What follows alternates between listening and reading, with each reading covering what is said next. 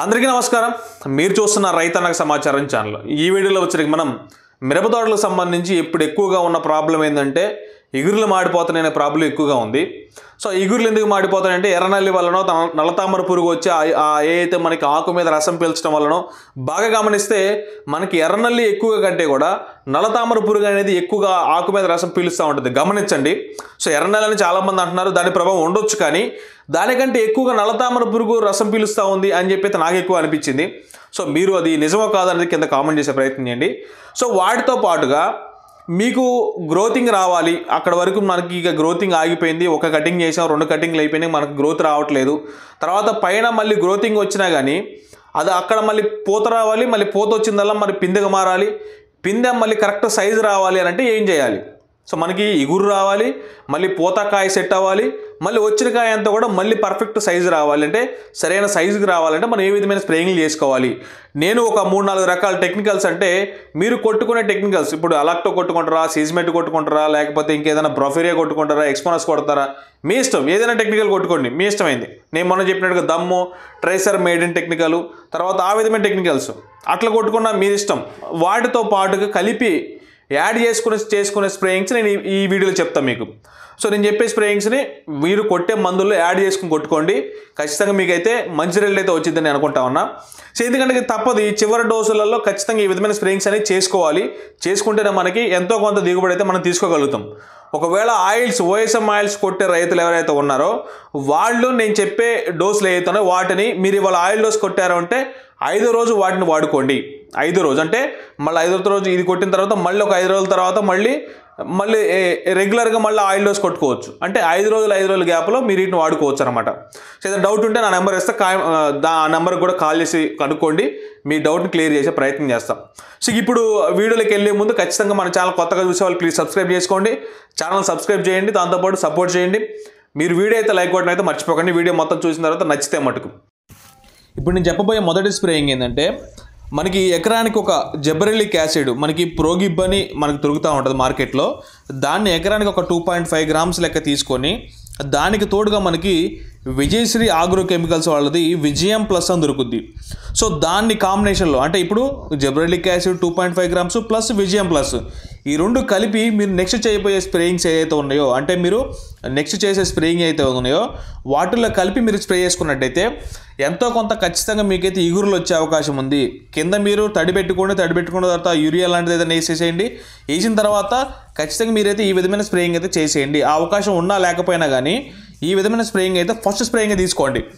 జెబరెల్లిక్ acid అనేది ఈ టైంలో వాడటం వల్ల, ఎందుకంటే ఇప్పుడు ఎంతో కొంత మీరు తోటలోనే కటింగ్ చేస్తున్నారు, చేసిన తర్వాత మళ్ళీ మనకి నెక్స్ట్ గ్రోతింగ్ రావాలి, మళ్ళీ అంటే జెబరెల్లిక్ యాసిడ్ వాడితే మనకి బర్రాక్ వస్తుందనో ఇది వస్తుందని చెప్పి మనం ఆగినామంటే మనకి అక్కడ నుంచి మళ్ళీ గ్రోతింగ్ అనేది ఆగిపోద్ది. సరే గ్రోతింగ్ తీసుకురావాలి ఇప్పుడు నుంచి అని అంటే ఖచ్చితంగా మీరు జెబరెల్లిక్ యాసిడ్ అయితే 2.5 గ్రామ్స్ వాడాల్సిందే.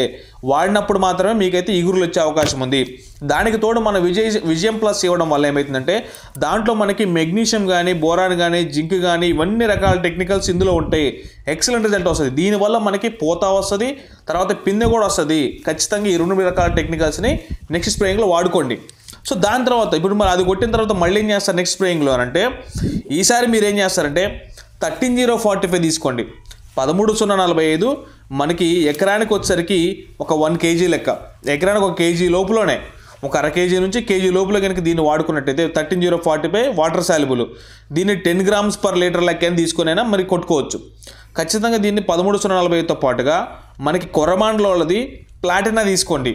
సో ప్లాటినా వల్ల కూడా మనకి ఏమైంది అని అంటే ఖచ్చితంగా మనకి పూత వస్తుంది, తర్వాత మనకి పిందె పిందె సెట్ అవుతుంది, తర్వాత మనకి పూత రాలకుండా ఉపయోగపడుతుంది. వచ్చిన పిందంతా కూడా పర్ఫెక్ట్గా సైజు రావడానికి పనిచేస్తుంది అనమాట. సో 13-0-45 ఎకరానికి వచ్చేసరికి మీరు 10 గ్రాములు పర్ లీటర్ లెక్క తీసుకుంటారు. దాంతోపాటు ప్లాటినా వచ్చేసరికి కొరమాండ్లోది ఒక 150 ml, ఎకరానికి 150 ml కనుక తీసుకున్నట్టయితే ఖచ్చితంగా మనకి మంచి రిజల్ట్ వచ్చే అవకాశం ఉంది. మనకి ప్లాట్లోనే ఏముంటాయి, విటమిన్స్ ఉంటాయి, దాంతోపాటు మనకి అమినో యాసిడ్స్ ఉంటాయి. సో ఈ రెండు కూడా మొక్కకి ఉపయోగపడతాయి అనమాట. దాంతోపాటు 13-0-45 ఏముంటుంది, 13-0-45లో 13% నత్రజని ఉంటుంది, 45% మనకి పొటాషియం నైట్రేట్ ఉంటుంది. కాబట్టి ఈ రెండు మనకి ఖచ్చితంగా ఈ టైంలో ఉపయోగపడతాయి అనమాట. పత్రహారితం అనేది మంచిగా రావడానికి, గ్రీనిష్గా రావడానికి, దాంతోపాటు ఈ 45 అనేది వచ్చిన పూత అంతా కాయ అంతా కూడా పర్ఫెక్ట్ సైజ్ రావడానికి అయితే మనకు ఉపయోగపడుతుంది. నేను చెప్పిన మొదటి 2 స్ప్రేయింగ్లు అనేది ఖచ్చితంగా చేసుకోండి. దాని తర్వాత నెక్స్ట్ స్ప్రేయింగ్ మీరు వచ్చేసరికి ఒకవేళ చేయదలుచుకుంటే మనకి ఈల్డాన్ అని చెప్పేసి మనకి వేళగురి కంపెనీ వాళ్ళది ఈల్డాన్ దొరుకుద్ది.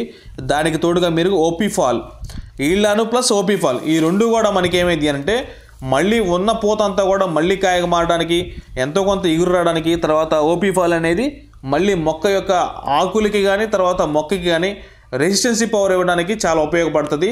వచ్చిన కాయ అంతది కూడా లోపల గింజ సైజు రావడానికి పర్ఫెక్ట్గా మనకైతే ఉపయోగపడుతూ ఉంటుంది అనమాట. సో ఖచ్చితంగా మీరు ఈల్డాను ప్లస్ ఓపీఫాల్ ఈ రకమైన టెక్నికల్ నెక్స్ట్ స్ప్రే చేసుకోండి.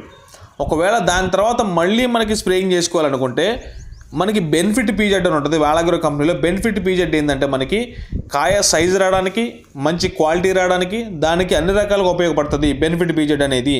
దానికి తోడుగా మీరు కేఎంఎస్ అని ఉంటుంది. సో కేఎంఎస్ కూడా చాలామంది రైతులు వాడున్నారు. సో మీరు వాడిన వాళ్ళు ఏ విధంగా రిజల్ట్ ఉందో కూడా కింద కామెంట్ చేసే ప్రయత్నం చేయండి. సో కేఎంఎస్ని కూడా ఎకరానికి 1 kg లెక్క, అంటే మనకి ఇందులో ఏముంటుంది, మళ్ళీ వాటర్ సాల్బుజ్ పొటాషియం ఉంటుంది, దాంతోపాటు మెగ్నీషియం ఉంటుంది.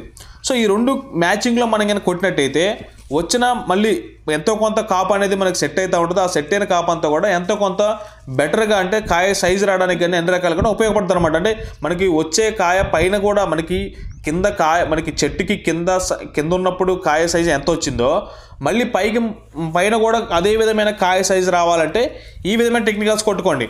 సో మొదట మీరు ఏం చేస్తారు, జిబ్రెల్లిక్ యాసిడ్తో పాటుగా విజయం ప్లస్ అనేది కొట్టుకుంటారు.